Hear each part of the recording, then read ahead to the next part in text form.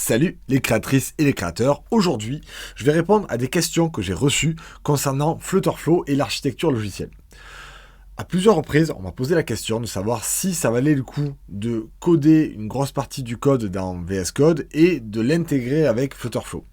Ça, c'est utile si vous êtes un programmeur expérimenté, que vous avez une architecture logicielle que vous voulez utiliser, que ce soit de la clean architecture, du Riverpod, du provider. En fait, il y a plein de solutions qui existent avec Flutter pour gérer son état et gérer son architecture logicielle. Et peut-être que vous faites partie des développeurs expérimentés, que vous avez des habitudes et vous avez envie de profiter de Flutterflow, de son moteur graphique et de ses jolis templates pour créer des applications graphiques qui soient belles et que vous créez rapidement, et que vous dites, je vais quand même le combiner avec mon code à moi que je contrôle et créer toute une architecture logicielle dans VS Code et l'intégrer dans Flutterflow. Alors, il y a deux choses. La première chose, c'est que oui, c'est possible. Vous pouvez le faire. Vous pouvez coder des bibliothèques de code dans VS Code et ensuite les intégrer dans Flutterflow. Et ça marche. La deuxième chose, c'est que ce n'est pas forcément une bonne idée, en tout cas, selon moi. Vous me demandez mon avis. Dans vos commentaires, vous me posez la question, donc je vous donne mon avis. Peut-être que j'ai tort, peut-être que vous aurez un avis différent, que d'autres personnes auront un avis différent et que d'autres seront d'accord avec moi. Mais en tout cas, pour moi, je ne pense pas que ce soit une très bonne idée. Pourquoi c'est pas une bonne idée selon moi? Il a plein d'avantages ce Flutterflow. Si vous allez dans le sens où il a été créé, si vous vous en servez de la façon dont il a été pensé par ses concepteurs, il est génial. Mais là, vous êtes en train de vous en servir pour autre chose. C'est un outil qui a été créé pour les non-développeurs qui permet de créer des applications sans avoir à apprendre à programmer. Et pour ça, c'est vraiment top. Il peut aussi être utilisé par des programmeurs pour créer des applications rapidement. Je vous ai déjà parlé plusieurs fois du principe. L'idée, ça va être par exemple de tester un concept. Vous avez une application que vous voulez créer, vous savez que ça va vous demander du travail et vous voulez être sûr que le projet est viable. Donc vous voulez avoir une première version qui sort très rapidement avec peut-être très peu d'utilisateurs. Et ensuite, vous serez prêt à le redévelopper s'il s'avère qu'elle a marché. Dans ce cas-là, oui, vous pouvez prendre Flutterflow. Vous pouvez aussi vous en servir pour des petits projets clients, si vous avez des clients qui ont des petits budgets, qui sont prêts à abandonner un petit peu le contrôle. De toute façon, ils n'ont pas le choix parce qu'ils n'ont pas beaucoup de budget, donc ils veulent juste avoir une application fonctionnelle rapidement qui va durer peut-être pendant 1 an ou 2. Allez, on va dire, ça peut aller jusqu'à 3 ans, mais ça va être de plus en plus compliqué après de le maintenir.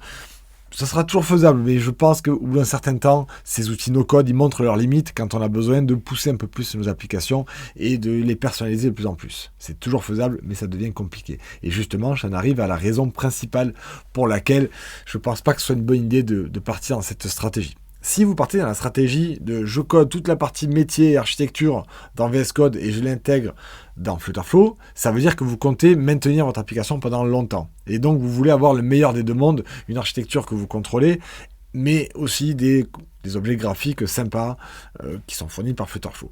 Et pourquoi est-ce que c'est compliqué?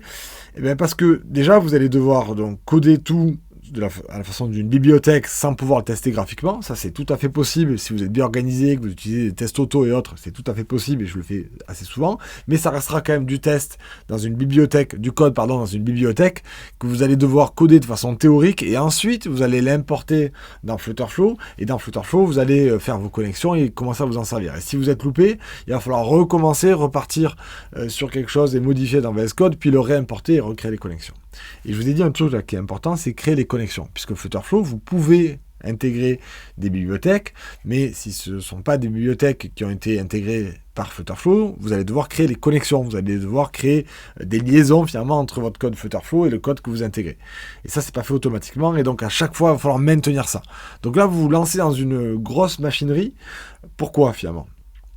Vous faites ça parce que vous voulez profiter de l'interface graphique, oui, ok, mais vous allez perdre aussi plein d'avantages de Flutterflow. Flutterflow, il est bien, à mon avis, encore une fois, quand on veut aller très vite, qu'on ne veut pas se préoccuper du long terme, et donc on est prêt à connecter à Firebase, à utiliser tous les trucs tout prêts et super facile à utiliser, et dans ce cas, il est vraiment bien. Mais c'est pas ça que vous allez faire. Vous allez utiliser votre propre architecture et lié à votre propre code. Donc la plupart des modules intégrés, vous ne pourrez pas trop vous en servir.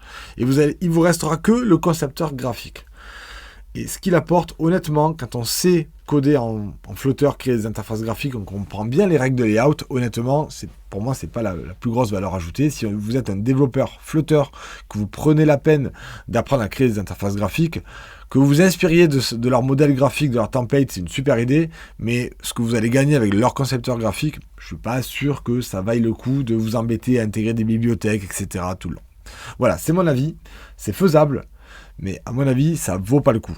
Et en plus, toutes les liaisons, là, pour que dès que quelque chose se modifie, ça prévienne l'interface graphique, je suis pas sûr que ce soit complètement viable dans Flutterflow. Voilà, donc, ouais, vous m'avez demandé mon avis, allez, je suis pas convaincu. Peut-être que vous allez me prouver que j'ai tort, peut-être que vous allez le voir différemment et que vous allez réussir à le faire et que vous allez me dire non Max, c'est génial, tu devrais essayer. Peut-être que j'essaierai. Mais honnêtement, je pense pas que ce soit le but de Flutterflow et ce soit pas la meilleure utilisation de votre temps. En tout cas, c'est mon avis. Si vous avez un avis différent, vous avez les commentaires qui sont en dessous de la vidéo. J'espère que cette petite vidéo express vous aura aidé à prendre une bonne décision et que vous utiliserez le no-code dans les bons moments et que vous garderez le code costaud sur les projets qui s'y prêtent, ceux qui ont plus de budget, plus de délai et pour des applications qui auront une visée à durer très longtemps. Merci à tous, passez une excellente semaine et à la semaine prochaine. Happy coding!